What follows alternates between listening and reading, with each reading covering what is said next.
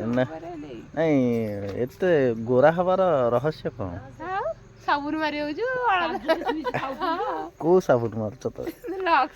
Lux ସାବୁନର ରହସ୍ୟ ନା? ସବୁ ଠିକ ଅଛି, ନିଶଟା କିନ୍ତୁ ବୋବାଲିଆ ହେଇଛି ଆଉ ନା? ଜୟ ଜଗନ୍ନାଥ ସାଙ୍ଗମାନେ, ଏବେ ବାଜିଗଲା 8ଟା। ମୁଁ ଉଠିକିରି ବନ୍ଧକୁ ଯାଇ ଫେରିଲିଣି। ଫେରିକିରି ଆଉ ଚାହା ଟିକେ ପିଇଲି। ଭିଡ଼ିଓ ଆଉ କରିବାକୁ ମନେ ନାହିଁ ସେଠି। ଆଉ ଚାଲନ୍ତୁ ଦେଖିବା ଆଜି କ'ଣ ହେଉଛି କ'ଣ ନାହିଁ। ଆଉ ଆଜି ପୁରା ଦିନର ଭ୍ୟୁ ରହୁଛି ପୁରା ଅଲଗା ପ୍ରକାର। ଆଉ ସକାଳୁ ସକାଳୁ ପୁରା ଅଲଗା ପ୍ରକାର ଭ୍ୟୁ ରହୁଛି। ଆଉ ଆପଣମାନେ ଦେଖିପାରୁଥିବେ। ଆଉ ପୁରା ବିଲ ସବୁ ଧାନ ଫାନ ପାଚିଗଲାଣି। ଚାଲନ୍ତୁ ଦେଖିବା ଆଗକୁ ସବୁ କ'ଣ ହେଉଛି କ'ଣ ନାହିଁ। ଏ ଭାଉଜ ମୋ ପ୍ୟାଣ୍ଟ ସାର୍ଟ ସବୁ ସଫା କରୁଛନ୍ତି। ଆଡ଼ୁ ଟିକେ ଚାହିଁଲା ହାଇ କରିଦିଅ। ପ୍ୟାଣ୍ଟ ଗୁରା ପିନ୍ଧିଲେ ସେଟା ହୁଏ। ଆଉ ତ ଆଉ ବାପା ଏଠି ଦାନ୍ତ ଘଷୁଛନ୍ତି। ଆଉ ବାହାରେ ଯିବ ନୂଆପାଟଣା ଯିବି, ହୋମ ଅଛି, ଠାକୁର ପୂଜା ଅଛି, ଚାଲିକି ଯିବି, ସାଇକେଲ ନେଇପାରିବିନି। ଦିନ ଯାକ ଆଜି କାମ ନା? ହଁ, ପୁଣି ରାତିକି ପୂଜା ଅଛି, ନାରାୟଣ ପୂଜା ହେଲା।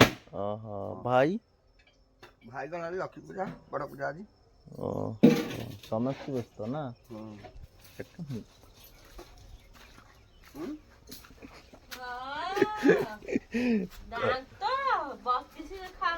ଆମର ଏଠି ଟୁଙ୍ଗୁ ମୁଙ୍ଗୁ ସବୁ ବନ୍ଧା ହେଇକିରି କୁଟା ଖାଉଛନ୍ତି। ଚାଲ ରାନୀ ପୁରା ପ୍ରସ୍ତୁତ ହେଇ ଠିଆ ହେଇଛି।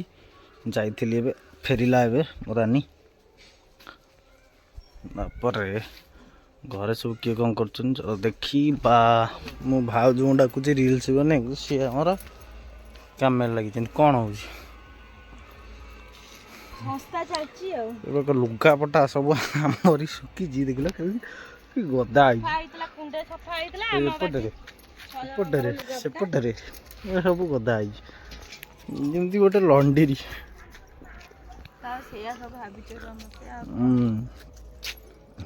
ଏଇଠି ଭିଡ଼ିଓ ବନା ହବନି କେତେବେଳୁ? ଆମର ବୁଦ୍ଧ ଖାବାକୁ ଦଉଛନ୍ତି, ଖାଉଛୁ। ଏବେ ସମୟ ବାଜିଗଲା 12ଟା। 12ଟା ବେଳେ ମୁଁ ଯାଇଥିଲି ଗୋଟେ ଭଡ଼ାରେ ଗାଡ଼ି ନେଇକିରି ଯାଇଥିଲି। ଫେରିଲି ଏବେ, ଫେରିକିରି ଭୋକ ହେଲାଣି। ଚାଲ ଖାଇବା। ଚାଲ କ'ଣ ଖାଇବା ହେଇଛି ଦେଖିବା, ଖାଇବା। ଏବେ ଖାଇସାରି କଥା ହେବା। ଆଉ ଖାଇବା ପାଖରେ ବି କଥା ହେବା। ଆଉ ଚାଲନ୍ତୁ କିଏ କ'ଣ କରୁଛନ୍ତି ଯିବା ଦେଖିବା। ମେଟୋ ମେଟୋ ଭାଉଜ କ'ଣ କରୁଛ?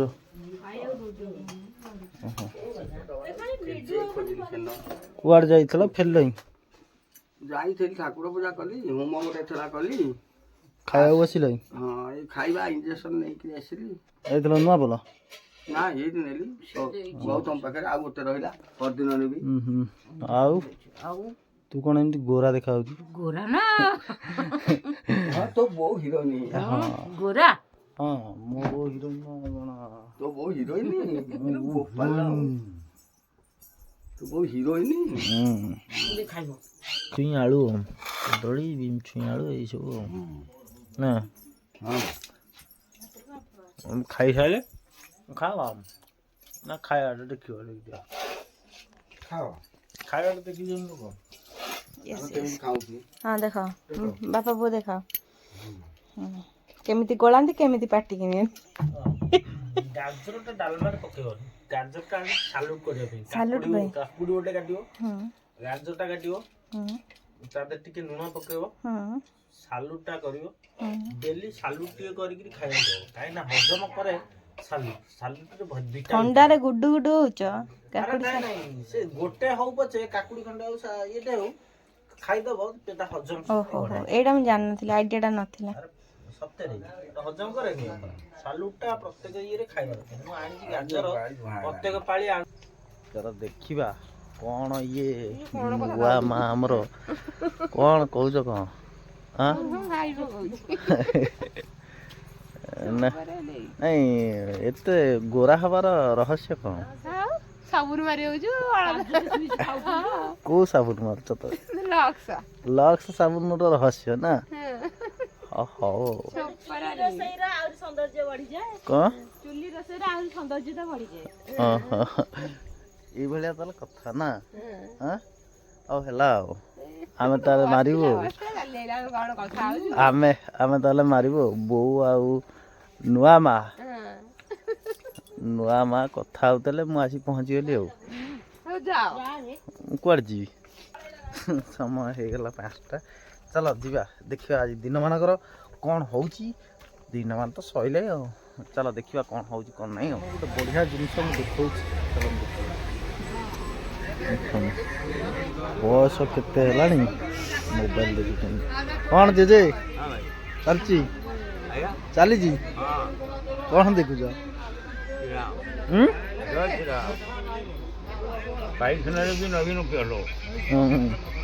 ନାଇଁ ବୟସ ଜେଜେ କେତେ ହବଣି? 70 ବର୍ଷରେ ସଂଗ୍ରାମ ଚାଲିଛି ତଥାପି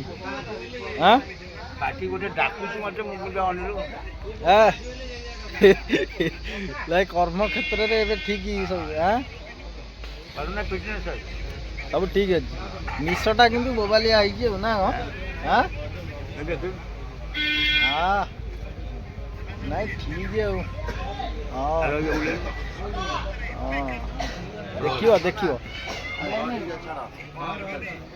ଦେଖିବ ଆଉ କ'ଣ କୁହ ଖବର କ'ଣ ମାନେ ସବୁ କ'ଣ ଦୁଷ୍ଟାମି ସବୁ କରୁଥିଲ କହିଲ?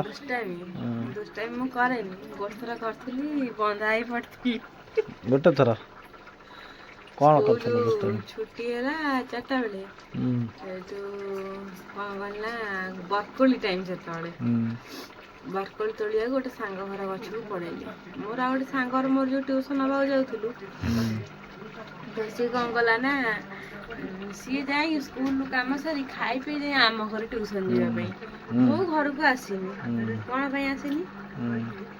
ପାଇଁ ଆସିନି ସେଇଠୁ ଏଇଆ ଭାବିକି ସେଠୁ କ'ଣ ହେଲା ନା ସିଏ ଯାଇକି ଆମ ଘରେ ମୁଁ ବରକୋଳି ତୋଳିକି ଆସିଲାକୁ ପୁରା ମୁହଁ ସନ୍ଧ୍ୟା ହେଇଗଲାଣି ସେଇଠୁ ମୋ ବୋଉ କ'ଣ କଲା ନା ମୋତେ ବାନ୍ଧିକି ପକେଇଦେଲେ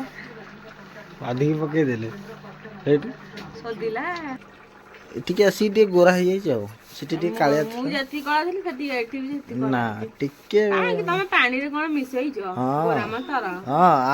ଆମ ପାଣିରେ ମିଶିଛି ମୁଁ କହୁଛି ଶୁଣ ପାଟି କରନା ଆମ ପାଣିରେ ମିଶିଛି ଚନ୍ଦନ ତାପରେ କସ୍ତୁରୀ ତାପରେ ଗୋଲାପ ଜଳ ଆଲୋଭେରା ମାନେ ପାଣିଟା ତ ନାଳିଆ ନାଳିଆ ଲାଗୁନି ଆମର ସୌନ୍ଦର୍ଯ୍ୟ ହଉଛି ଆଉ କ'ଣ ନା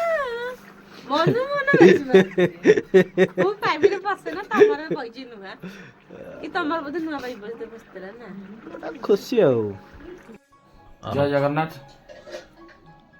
ଜୟ ମା ମହାକାଳୀ ଗୁରୁ ବ୍ରାହ୍ମଣ ପିତା ମାତା ଏ ଚାରି ମର୍ତ୍ତ୍ୟର ଦେବତା ଗୁରୁ ବ୍ରାହ୍ମଣ ପିତା ମାତା ଇଏ 4 ଜଣ ହେଲେ ମର୍ତ୍ତ୍ୟର ଦେବତା ଆମେ ବାପା ମାଆକୁ ପଚାରି ଆମେ ଯିବା ମନ୍ଦିରରେ ଭୋଗରାଗ କରିକି ଆସିବା ସେଥିରେ ଲାଭ କିଛି ନାହିଁ ଆଡ଼େ ବାପା ମାଆର ସେବା କରିବାନି ବାପାଙ୍କୁ କଥା ମାନିବାନି ଆମେ ଯିବା ବାହାରେ ଯାଇକିରି ଗୋଟେ ଡୋନେଟ୍ କରିକି ଆସିବା ପଇସା କ'ଣ ନା ଅମୁକ ମନ୍ଦିରରେ ଯଜ୍ଞ ହେଉଛି ଆମେ ଏତିକି ଟଙ୍କା ଦେଲେ ଅମୁକ ଜାଗାରେ ଇଏ ହେଉଛି ଆମେ ଏତିକି ଟଙ୍କା ଦେଲେ ସେଥିରେ ଲାଭ କିଛି ହେବନି ବାପାଙ୍କୁ ଯଦି ଆମେ ଘରେ ବାପା ମାଆଙ୍କୁ ଯଦି ତାଙ୍କ ଇଏ କରିବା ତାଙ୍କ ସେବା କରିବା ତାଙ୍କର କଥା ମାନିବା ହଁ ସିଏ ଆମେ ଯେତେବେଳେ ଛୋଟଟେ ହେଇଥିଲୁ ଆମକୁ ସିଏ ବଗ ଦେଖା ଚଢ଼େଇ ଦେଖା ଏ ଆମକୁ ଦେଖି ଖାଇଦେ ତାଙ୍କ କାନ୍ଧରେ କେତେ ବସିଛି